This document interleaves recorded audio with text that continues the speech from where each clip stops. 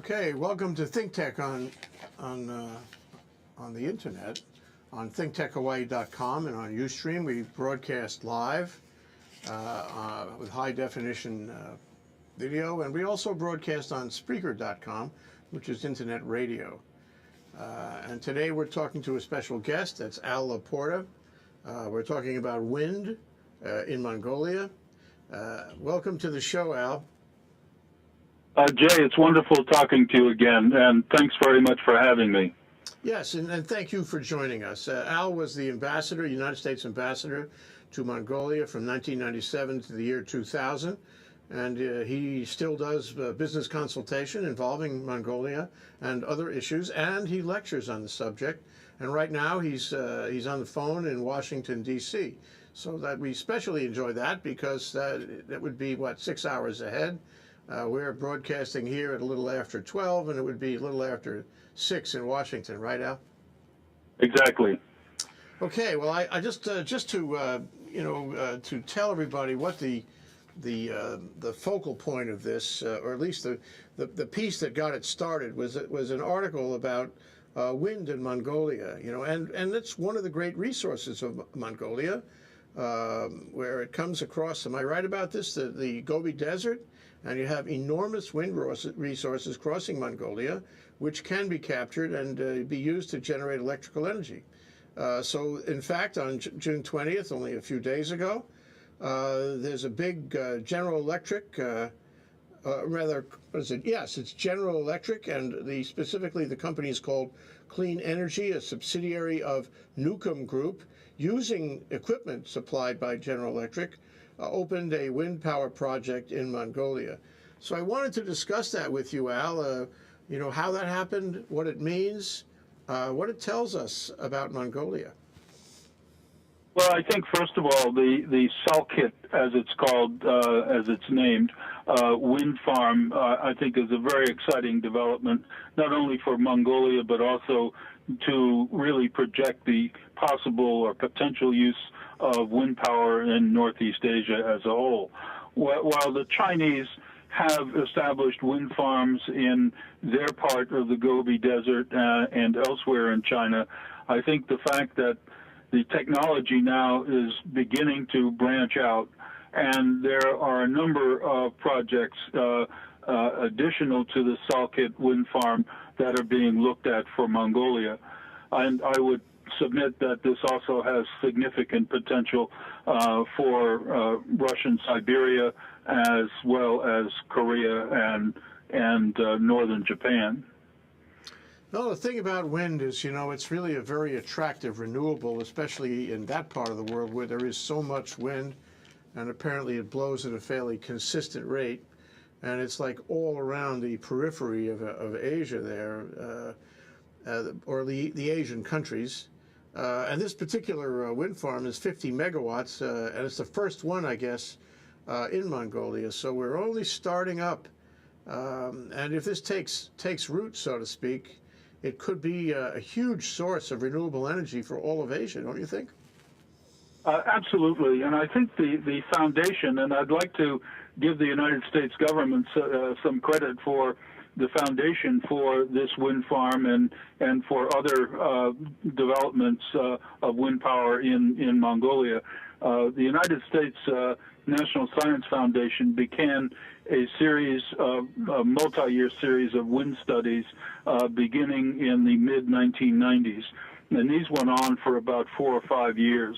And it was the development of those wind maps, as they call them, that really enabled this project, this private power project, to literally take off. Well, I think it's great that General Electric is involved. I mean, it speaks to the American manufacturing establishment. It means we still have some manufacturing going on. They liked our turbines well enough to buy them. I'm sure these are $1 million a piece at least, maybe more. And so the General Electric has a foothold now in what could be a peripheral ring of wind farms around this area. It means we have a place. They didn't buy the Chinese ones, is what I'm saying. Well, the irony, perhaps, though, is that the GE turbines were actually manufactured in China. Oh no! It all comes back to China. I hate to poke at that balloon, Yeah, but sorry about that. Well, actually, General Electric, my understanding is, has most of their large turbines manufactured in China, but it's GE technology, it's GE know-how. They're the ones that installed, put up the wind farm, the 19 towers rather, and installed the equipment. So yes, it is good for U.S. business, and I know General Electric is very committed to this project. I might add that 51% of the project is owned by Newcomb, which is a private holding company in Mongolia. 14% of the equity is owned by the European Bank for Reconstruction and Development, which does a lot of lending in innovative technologies and environmentally friendly technologies. 14% also is owned by FMO, a Dutch bank that specializes in financing new technologies, and 21% of the project is owned by General Electric. So the super turbines, very strong ones, are needed. I think also are able to hopefully withstand the winter cold and operate in not an entirely friendly environment. In this respect, it's somewhat different than the environment in Europe, where you see many wind towers, for example, in Germany, but they don't have to be adapted for the harsh climate that Mongolia has. what is the harsh climate, Al? I mean, is it cold? Is it very windy? Windy to the point of doing damage to the turbines? What is harsh about it? Well, cold and very strong winds. The temperatures during the winter out in the countryside in Mongolia can get down well past the point of about 40 degrees centigrade, and that's at the point where Fahrenheit and centigrade kind of cross each other. So it's a terribly cold environment during the winter. The winter lasts from basically September until May. So you're talking about a very long, sustained cold weather. The other part is that out in the steppes, the winds are very strong. And so I know a lot of effort went into engineering the turbines so that their pedestals and the blades themselves and the housing of the turbines could withstand kind of ultra-high winds. How about the the equipment, the electronics, the gears, the bearings, and so forth? Do they have to be special for this temperature? Well, I think that they told me, at least the General Electric people told me, that they had to use kind of super hardened materials. In other words, so it wouldn't be made of kind of ordinary steel, that they were special alloys that could withstand the cold temperatures. The other thing is these things are 120 meters tall, so they're quite tall, even compared to a lot of the European wind turbines. And each turbine weighs 125 tons, which is a lot of weight. So they're very formidable structures. Well, it's very encouraging that Mongolia and other countries in that area are finding their contact with wind, using wind. But it sounds like Mongolia itself, I don't know if you're familiar with this, but Mongolia itself didn't put a lot of money into this, that it is largely financed by companies from other places. And that's probably a good model, but it's kind of interesting that all Mongolia probably had to do was give it the green light and say, here's our wind boys, come on in and make an investment. Well, I think that the enablement that the government provided and that kind of support was also critical to getting this thing moving and getting the project really in operation pretty much on time. They did have some problems with the construction this past winter. Because of the severe cold, they were not able to complete some of the wind turbines on time, and they needed an extra couple of months in order to do that. So, but I think that I think it's altogether a good sign, and I think this bodes well for success. The wind farm, the Salkit wind farm, will produce enough power for about 100,000 households, and that's about 5% of the national power generation. So it's considerable, and there's also a considerable savings in terms of natural resources. Annually, they will save 122,000 tons of coal, and they'll also keep a lot of tons of CO2 out of the atmosphere. Mm-hmm.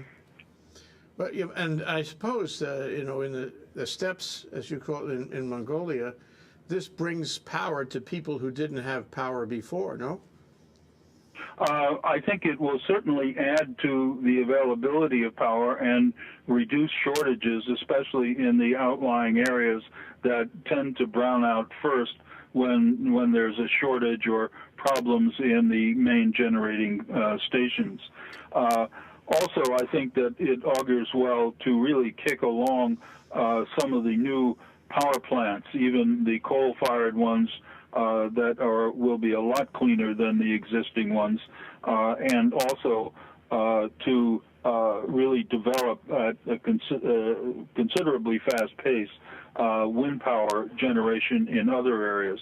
I think that most of the experts see that there's tremendous potential for development of wind power in the rural areas.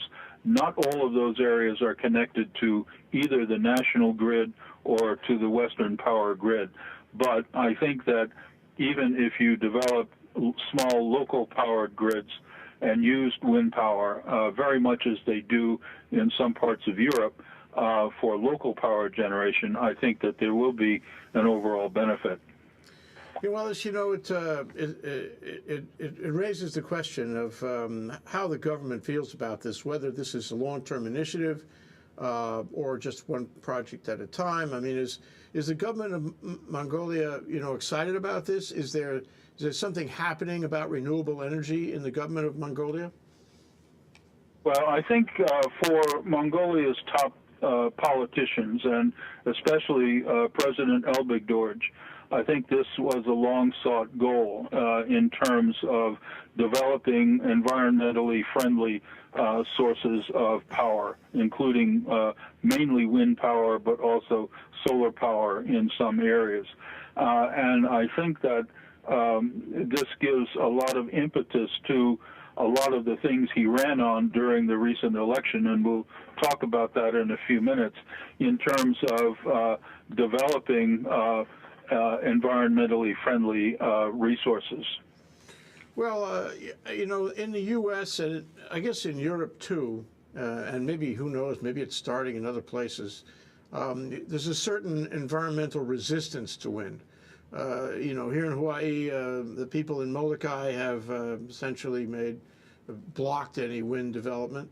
The people in Lanai have essentially blocked any wind development.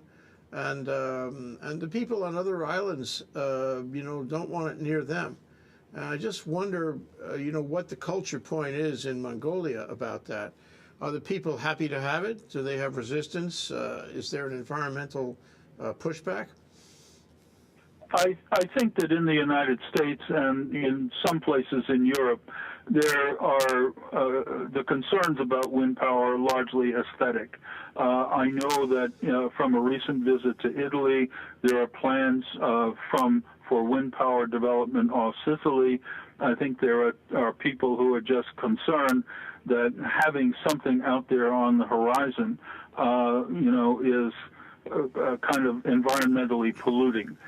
This is certainly true among people in Massachusetts and Cape Cod, where wind development has been proposed for many, many years. Also off the coast of Virginia, where there is good potential for wind farms. I think it may take a decade or maybe more, but I think eventually these wind farms will be built, so I think that in Hawaii, as far as I'm aware, there is some kind of indigenous or just simply local Hawaiian sensitivity to the kind of environmental features of wind power. But I think if wind power is well done, people kind of get used to it. Mm-hmm. It certainly has been the case in Western Europe. Well, one thing about the wind power here is that it competes with solar. In other words, and at any given moment, you almost feel that the people are more likely to accept solar than wind because it doesn't poke up into the sky. Because it's sort of independent, and you can do it on a residence by residence basis. You mentioned earlier that there was some solar in Mongolia. What role does solar play in the renewable mixture in Mongolia, and is it directly competing with wind? Well, right now the role of solar in Mongolia is a very small one. It is used basically on an enterprise level to add power to certain local industries. For example, solar power is used to heat greenhouses to grow vegetables in, the portable solar power is used for an individual family dwelling, the yurt or ger as it's called in Mongolia. So you'll go out into the landscape and you'll see a small generator with a solar panel attached to it, and that's enough power to light a couple of light bulbs and also run the family television set. So it really is kind of solar power has gained a little acceptability, but as yet it's not been really attempted on a very large scale. But I think the day for that kind of investment will be coming, certainly within the next 5 to 10 years. That's Al Laporta. This is Jay Fidell. We're on ThinkTech. We're talking Asia in Review. We're talking wind in Mongolia. I'm going to take a short break, Al. We'll be right back after this break.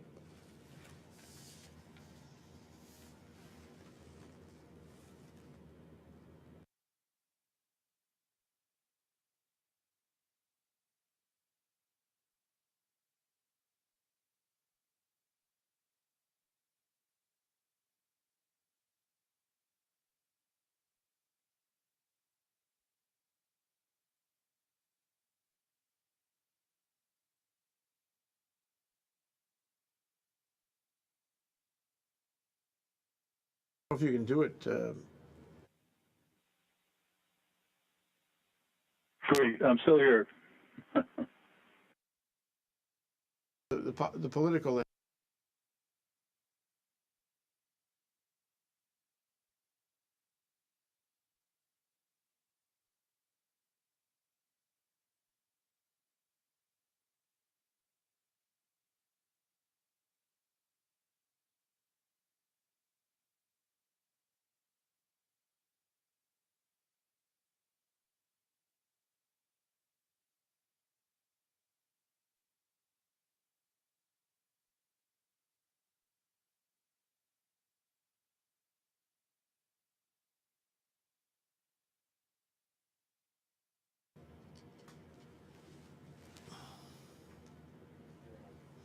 Okay, we're back. We're live. We're here with ThinkTech, talking Asia in Review, talking wind in Mongolia, talking with former Ambassador Al Laporta.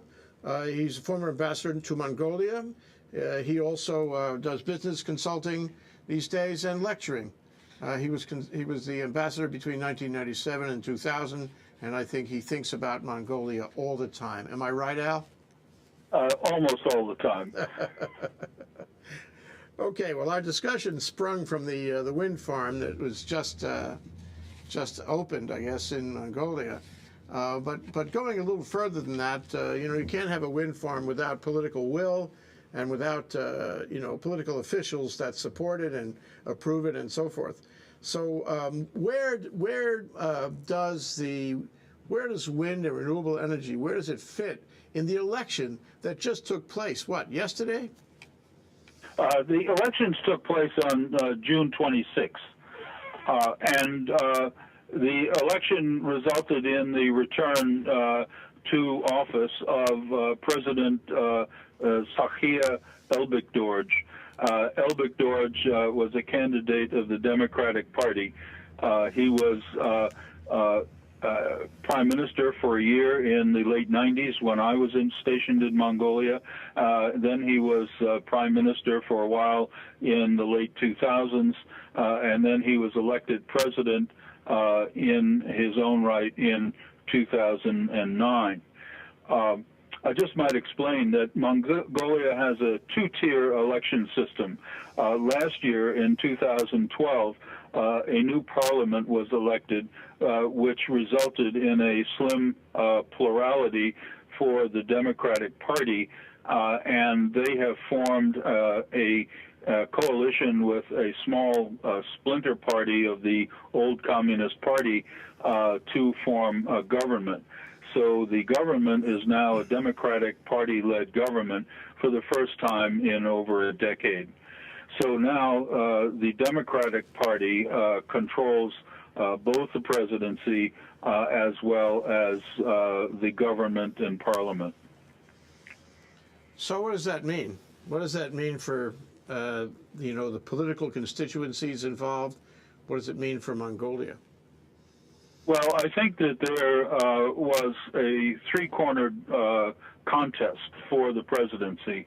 The opposition party, the main opposition party, is the Mongolian People's Party, which is an evolution of the former Communist Party. And you'll recall in this regard that really democracy really came to Mongolia in 1989 with the so-called Velvet Revolution.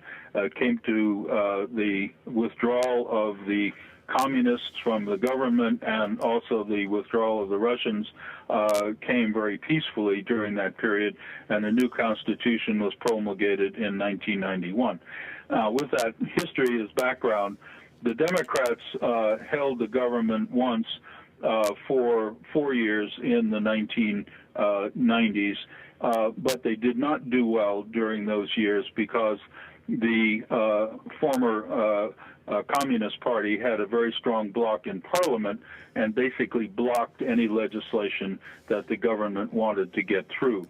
So a lot of the kind of what were called the democratic reforms, including privatization of the economy, creation of a market economy, were either stalled or were kind of imperfect during that period.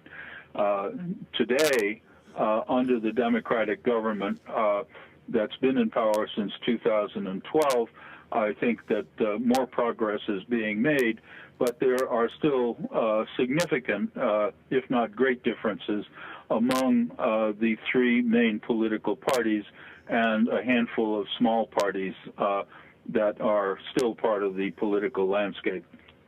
You know, we did a show, I don't know, a few months ago about Tibetan Buddhism and the Dalai Lama. And, you know, in the course of that, there was some discussion about Mongolian Buddhism and the way it was similar and maybe a little different. But where does Mongolian Buddhism play in the political landscape in Mongolia these days, and especially with this election? Some politicians have kind of attempted to use religion and especially kind of taking a very nationalistic position as far as Buddhism being the natural religion of Mongolia or being almost a state religion. But generally, that effort has really not been successful. I think the Buddhist hierarchy itself, the main lamas themselves have been very careful to stay out of politics. This is quite different than what we have seen in Tibet, and it's also quite different than what, frankly, we're now seeing in a place like Burma, where the Buddhist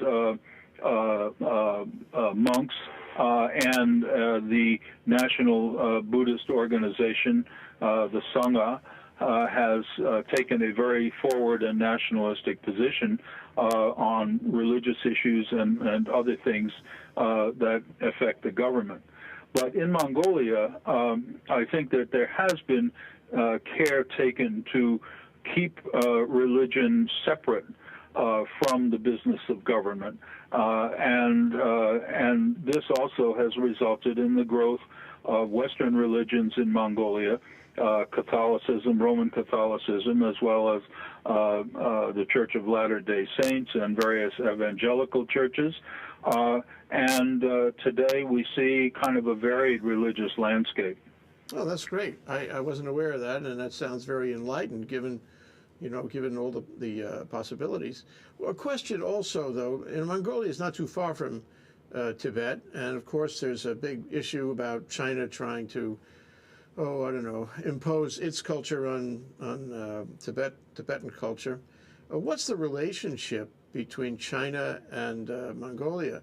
Mongolia is a separate country, and I don't imagine that China is able to impose that kind of influence. But what influence does it impose? Well, in a nutshell, I think the Chinese have a hissy fit every time the Dalai Lama decides that he wants to visit Mongolia, and the Mongolians are very careful, as we are here in the United States, to craft a schedule and program, not to kind of symbolize the union of religion and the state. But it is a matter of great sensitivity for the Chinese. The Mongolians, on the other hand, have really remained aloof as a matter of policy from a lot of the ethnic and religious debates in China. That doesn't mean they're not concerned or worried that some of that may spill over into Mongolia. But, for example, they have not taken a position on Muslim rights issues in Xinjiang province. They've not taken positions on what is a very small kind of nationalistic pro-independence movement in Inner Mongolia, and they've not taken a position on kind of other issues that tend to get the Chinese very excited. Mm-hmm. It's probably very wise. At the same time, there is a greater intercourse between Buddhists in Tibet and Tibetan lamas and Mongolian lamas. There is an old pilgrim's trail that runs from Mongolia through Western China to Tibet, and this was used by pilgrims going from Mongolia to the holy sites in Lhasa. And there are movements with the Chinese cooperation to rehabilitate some of the temples and monuments along this pilgrimage trail. So things work in China even on multiple levels, and it's not, a totally uniform suppression of religion. Well, I'd like to take another break now, but before we take the break, I'd like to tell you what I'm interested in when we come back. I'd like to know where Mongolia fits, especially in view of this election, in U.S. Foreign policy, and how strategic is it and in what way. I'm sure that you saw that up close and personal when you were assigned there, but I wonder how it's changed and how it is changing, where it fits in the the hierarchy of foreign policy players in that area. So we'll take a short break. That's Al Porta. We're talking about wind and other things in Mongolia here on ThinkTech Asia in Review. We'll be right back after this break.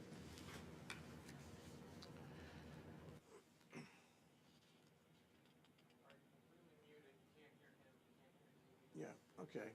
All right.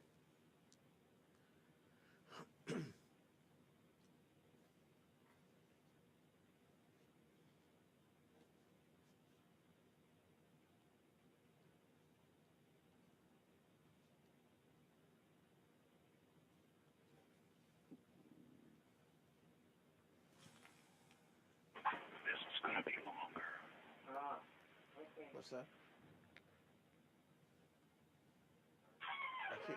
I hear noise. I hear voices. You hear my chair. Oh, okay. I'll try not to exercise it.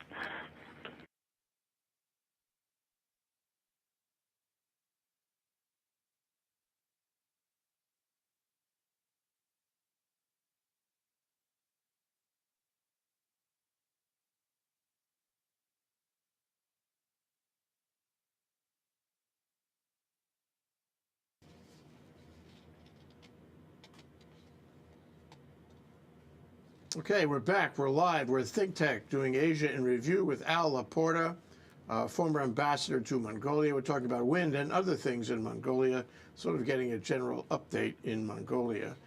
And we talked about the election. I think it casts a shadow. I guess the wind is important.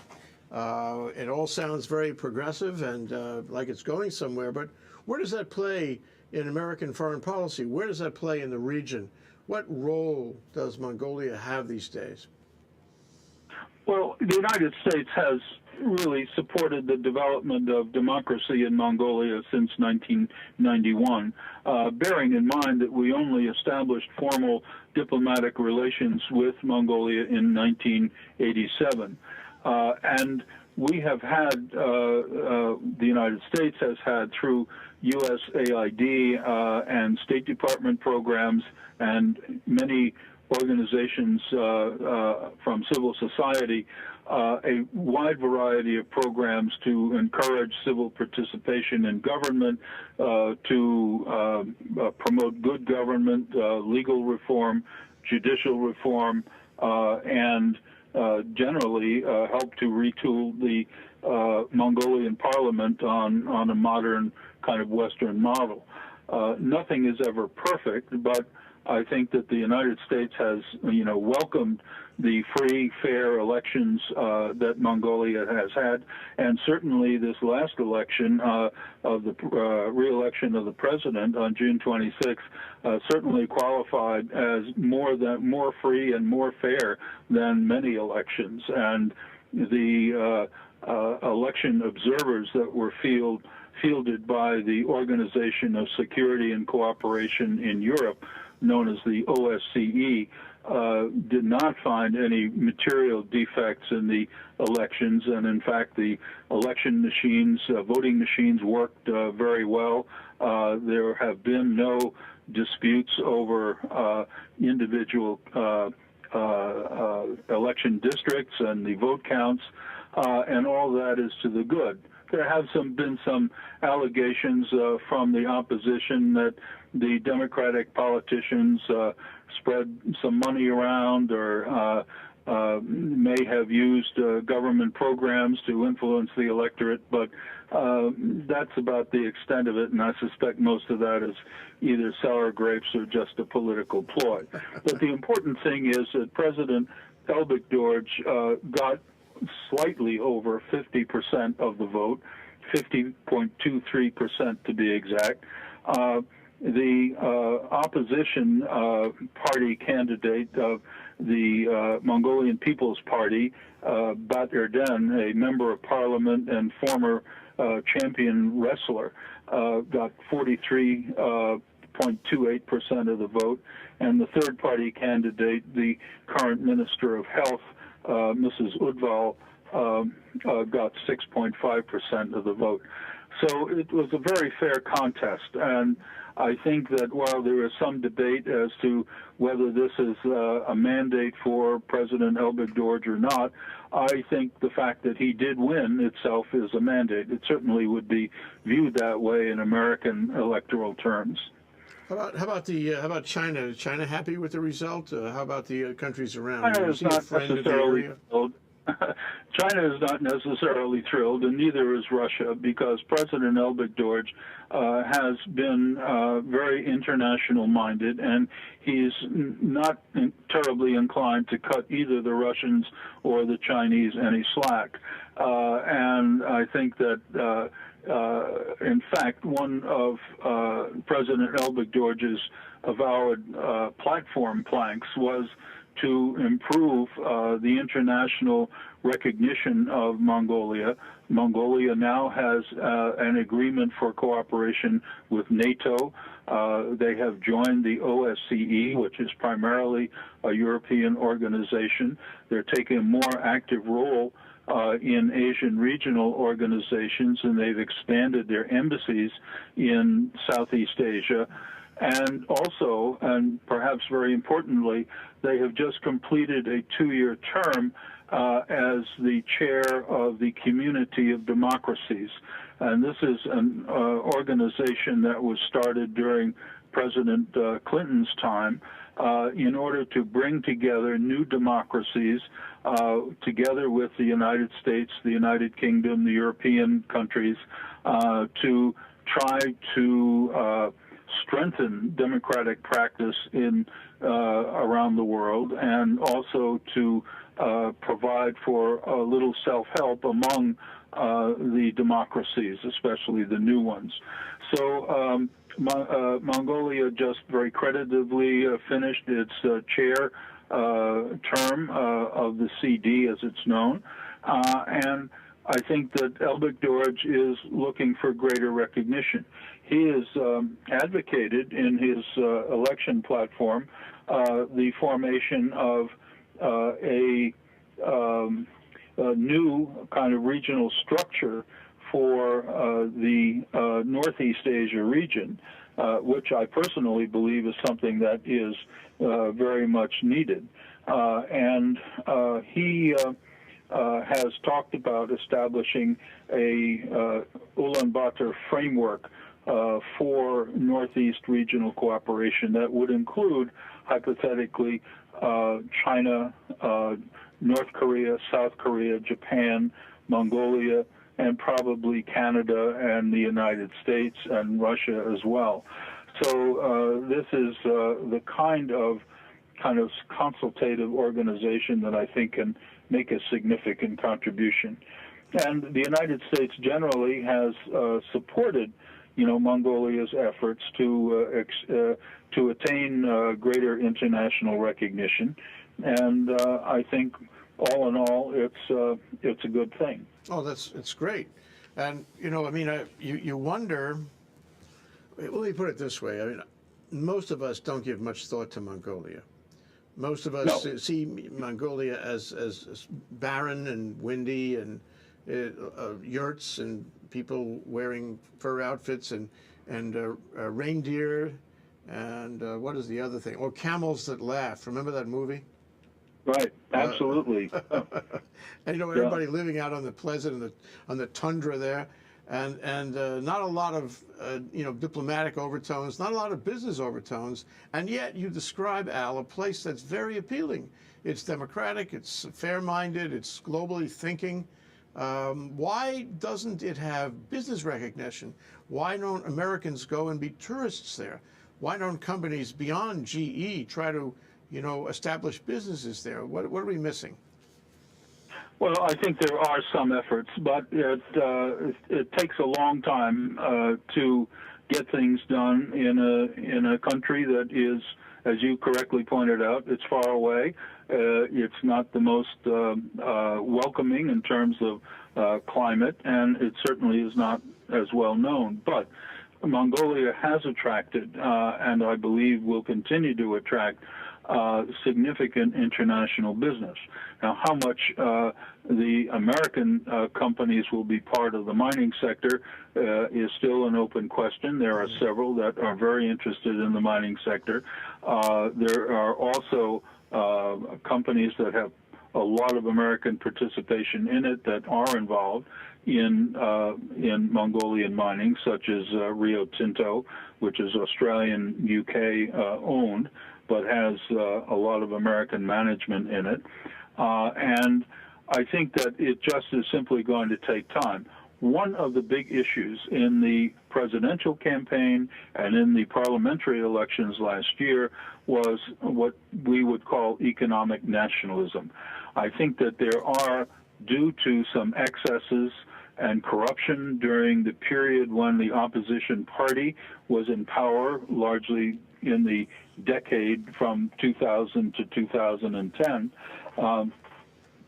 there were irregularities, there were non-performing mining licenses, there was damage to the environment by pirate mining, and there were a lot of, let's say, irregularities that are only really now beginning to be investigated seriously under the Democratic government.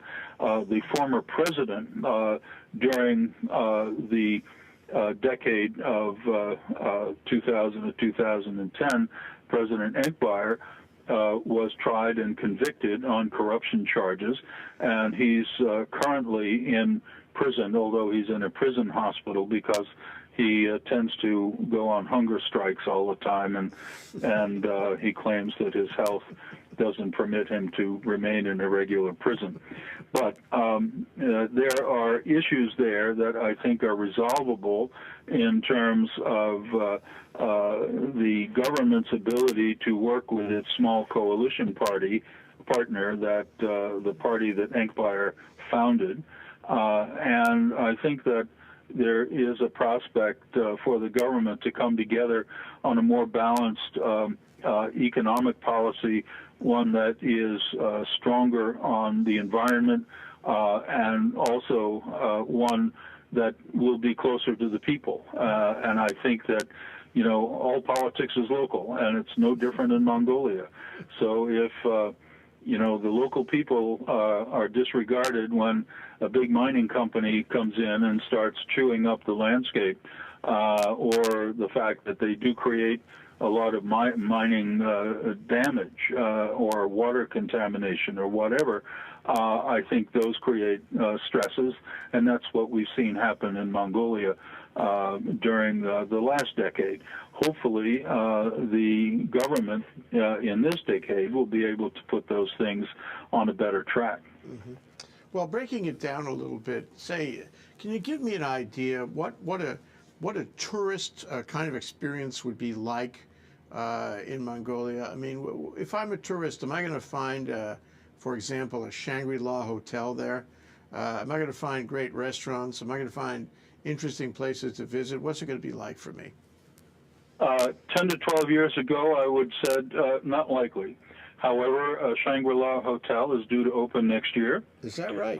There are several new hotels, including one very 26-story building hotel in the Best Western chain, and located right in downtown area. There are several new, very modern office buildings, and there are first-class restaurants that you and I would be very happy to go to all the time. So things are changing, and the level of sophistication of the Mongolian economy, and they did experience in 5 years ago 17% average annual growth. Whoa. That growth is now way down, but because of the heating up of the mining economy, there was a vast influx of funds, a lot of job creation, and now a lot of those mines are ready to come online. And that's what's important. And I think despite this kind of political hiccups of the election season, and you know how strange things can get during the election season, even in our own country, you now have an opportunity for the Democratic government to really move ahead and come up with some visionary and balanced policies. I think that as far as the tourist side of it is concerned, many people are drawn to kind of Buddhism, because you can go and see temples that were built in the 15th century, 16th century that still have the original frescoes on the walls. You have some wonderful old Buddhist temples and some monuments around the country. You also have the wide open spaces. Mm-hmm. So people who love horse trekking and even extreme skiing in the far west high mountains or just simply doing the archaeological tour of the Gobi Desert are wonderful attractions. So there are kind of the great outdoors, if you will. There's also very good fishing and hunting if under very controlled conditions. Not many hunting licenses are given out, but there are some hunting of very valuable animals. So, and there's also a lot of environmental protection there. For example, the Gobi bears, which is a bear that's unique to living in the Gobi Desert. It's down now to 5 families of bears. There's the wild jackass, also native to the Gobi Desert, and there's a wild camel that is native to the Gobi Desert. There are the wild horse population in Mongolia is increasing thanks to conservation, and a lot is being done for the bird population. So, there's a lot to commend Mongolia. It certainly is kind of adventure tourism. It's not necessarily for everyone, but there are good hotels, and there are increasingly good tourist facilities in the outlying areas. Well, thank you, Al. I mean, it does sound pretty interesting for somebody who's traveled to lots of popular places to try a place like Mongolia. We're going to take a short break again. This is ThinkTech Asia in Review. We're talking about wind in Mongolia with Al Porta, former U.S. Ambassador to Mongolia. We'll be right back after this break.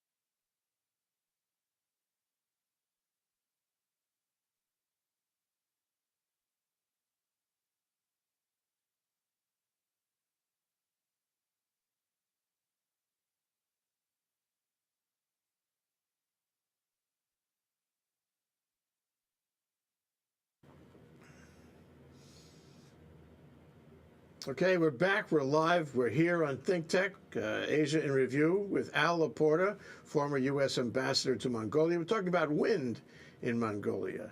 Al, I'm really enjoying this conversation. I really feel I'm getting a good education about the place. I've seen you, David Day, talk about it before, but somehow it's different when I do it myself. Well, it is great. Always great talking to you, Jay. You're always full of ideas and wonderful insights. Well, I wanted to ask you this before the break, but I think it's a good segue now. That I recall when in studying Siberia, we did a whole spate of shows on Siberia a few years ago, that there were American cattlemen in Siberia at the end of the 19th century. And I wonder if that has anything to do with the horses, and whether there were American cattlemen also in Mongolia at that time. Not cattlemen that I'm aware of, but Mongolia did certainly attract the fur traders, fur traders and trappers. Mm-hmm. And there was around the late 19th century, early 20th century, a very large trade in precious furs, mink and other animals. And so Mongolia was and the Russians were very big in the fur trade. Later in the 1920s, you had one of the world's great adventurers. In fact, one of the models for Indiana Jones, Roy Chapman Andrews, who led 3 expeditions to the Gobi Desert, and among other things, found the first dinosaur eggs and in fossil form in the Gobi, and really he is the father of modern archaeology in Mongolia. Oh, wow. So there's some history behind it. In later years, the vice president under Franklin Roosevelt, Henry, help me with the name. Oh, yes, yes. Okay, I'm sorry I can't, but I know who you're One talking of about. it doesn't leap out at me, but one of Franklin D. Roosevelt's vice presidents went to Mongolia in 1947, right after the end of the war. Later on, Owen Lattimore, a famous Chinese and Mongol scholar, spent a lot of time in Mongolia writing things for National Geographic and other publications. In fact, I think National Geographic has the largest store of period articles on Mongolia. So there's a lot of deep history there, and our recent ambassador, Ambassador Jonathan Addleton, just published a very thin and well-packed volume on the U.S.-Mongolian diplomatic relations since 1987, and a lot about that diplomatic history. So there are things going on. You must be in that book, eh? You must have significant references to your time in that book, eh? Well, I was accused of making a few contributions, yes. So I'll take the blame for that. But I think that the future of Mongolia, I think, is very much bound up in Mongolia's future as a democracy. And this is why the recent election, as well as the parliamentary election a year ago, are terribly important, because it keeps Mongolia on a moderate and democratic track. And I think that Mongolians, generally speaking, are very inventive. They're also very individualistic, which makes it very difficult to get a consensus among Mongolians in government especially. But I think that it is important, and when you come down to the issues that you mentioned, I think it is really important that Mongolia really do a job on the anti-corruption elements, because it's in a small society with a population of under 3 million people. Everyone knows everybody else's business, and it's important to really maintain the trust of the people in terms of supporting a democratic government. And the critical element is in handling the challenge of corruption. Well, and I think it is a manageable one. I also think that Mongolia has to develop kind of a visionary way forward for the private and public investment. And I think the model that we talked about in the wind farm is as applicable, because there is local capital available. There is local bank capital available. So you can have a majority-owned Mongolian corporation with a lot of foreign participation and support, and it's a win-win for everybody. For example, such as General Electric and supplying the wind turbines and building the wind farm. Mm-hmm. So I think you have models like that. And I think in the investment context, it's also important that the Mongolians tackle the non-mining sector as well. So concentrating on building new infrastructure, expanding the water supply, building facilities for new communities around the capital and around a couple of other cities, establishing a basis for new development of industrial zones in the Gobi Desert and other parts of the country. Those things are terribly important, and I think deserve a lot of emphasis.